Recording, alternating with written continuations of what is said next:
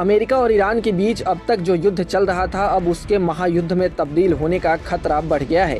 इस्लामाबाद में दोनों देशों के बीच पीस टॉक फेल हो गई है। अमेरिकी राष्ट्रपति डोनाल्ड ट्रंप ने होर्मुज स्ट्रेट की नाकाबंदी शुरू कर दी है। इससे अब दुनिया भर में तेल गैस की ज़बरदस्त किल्लत होने का खतरा बढ़ गया है। डर तो इस बात का है कि 40 दिनों में जो हालात बिगड़े थे वह अब बदतर हो सकते हैं। लेकिन चीन के लिए इस आपदा में अवसर है, क्योंकि तेल गैस का संकट बढ़ने पर लोग पेट्रोल डीजल से हटकर ऐसी तकनीक का रुख कर रहे हैं जिस पर चीन का दबदबा है। होर्मुज स्ट्रेट से आने वाला ज़्यादातर तेल और गैस एशिया के पास आता है, लेकिन अब यह रास्ता लगभग बंद हो गया है।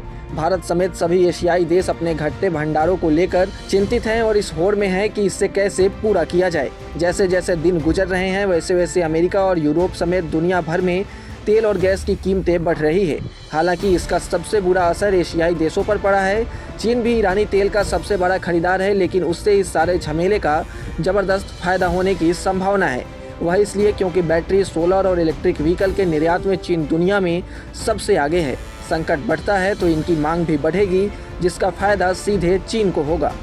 इलेक्ट्रिक व्हीकल बनाने वाली चीनी कंपनी BYD और बैटरी बनाने वाली कंपनी CATL को इस जंग में फ़ायदा हो सकता है, क्योंकि दुनिया के सामने तेल और गैस का संकट बढ़ रहा है। इंटरनेशनल एनर्जी एजेंसी के मुताबिक दुनिया की 70% इलेक्ट्रिक व्हीकल चीन में बनते हैं। लगभग 85% बैटरी सेल का प्रोडक्शन भी चीन में होता है। 2030 तक चलने वाली उसके 5 ईयर प्लान में भी इन उद्योगों को प्रायोरिटी दी जा रही है।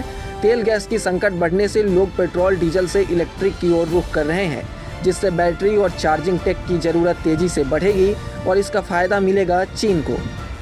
एशिया सोसाइटी पॉलिसी इंस्टीट्यूट में चाइना क्लाइमेट हब के डायरेक्टर ली शुओ ने कहा कि चीन इस मामले में सबसे आगे है, दुनिया के किसी भी दूसरे देश से कहीं ज़्यादा, और अमेरिका से तो कहीं ज़्यादा। अमेरिका दुनिया का सबसे बड़ा तेल उत्पादक है। उसने रिन्यूएबल एनर्जी के बजाय नेचुरल गैस यानी कि LNG को बढ़ावा दिया है। ट्रंप भी इसी को तरजीह दे रहे हैं।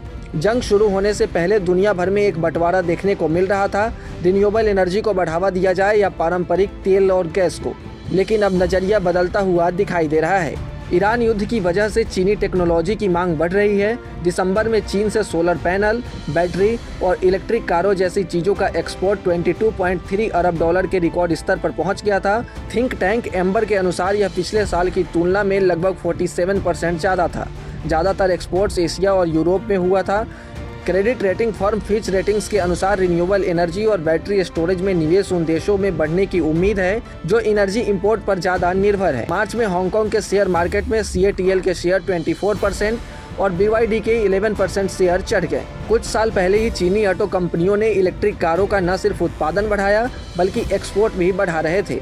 चीनी कंपनियों ने अमेरिकी और यूरोपीय कंपनियों की तुलना में सस्ते मॉडल लॉन्च किए और दुनिया के बाजारों में अपनी पकड़ मजबूत की। अब इसमें और तेज़ी आने की उम्मीद है। माना जा रहा है कि ईरान युद्ध के कारण अगर कीमतें बढ़ती हैं तो इससे इलेक्ट्रिक कारों की डिमांड भी बढ़ेंगी। आपको क्या लगता है, कमेंट सेक्शन में ज़रूर बताएं और ऐसे ही तमाम अपडेट्स और शेयर मार्केट से जुड़ी तमाम जानकारी के लिए बने रहें गुड रिटर्न्स डिजिटल के साथ।